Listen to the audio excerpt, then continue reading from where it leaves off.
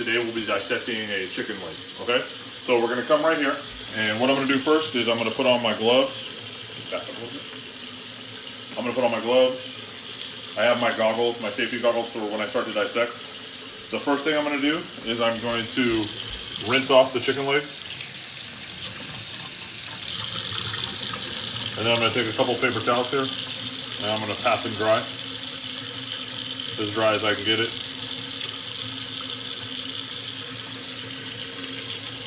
Then I'm going to set my chicken leg here.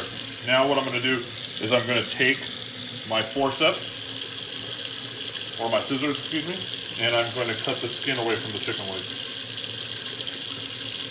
So I'm cutting the skin so that I can expose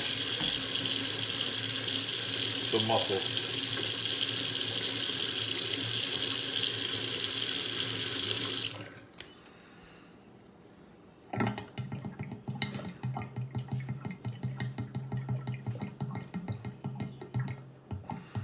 Trying to be careful not to cut the actual muscle fibers and just cut the tissue. And then I'll take my blunt probe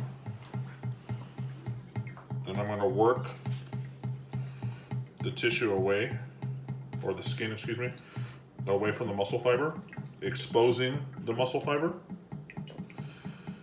And I'm going to keep working this until I get it where I want it.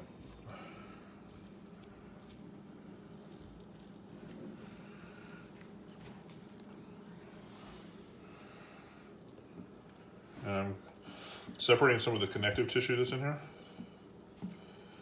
that's holding the skin to it, and I'll cut more of the skin away once I get that away.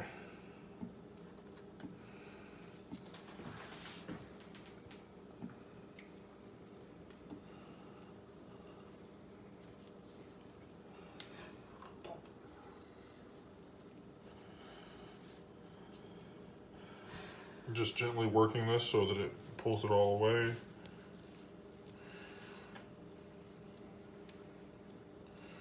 Working in both directions. And then I'm going to trim some of the skin off more.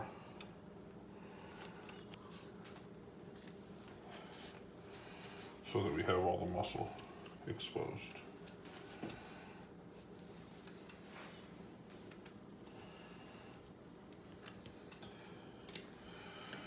So now we have a good portion of the muscle exposed, as you can see. We have some muscle fiber here, and there's some connective tissue holding them together. So I'll separate those out. And then if you work here, there's more fascia that separates the muscle fibers. Now I'm just going to pull those apart so that I can expose each muscle to itself. So there's one muscle there. As I work here, there's another muscle here. Now at the end of these muscles are the tendons. These tendons attach to the joint area so that that's how the actual leg moves.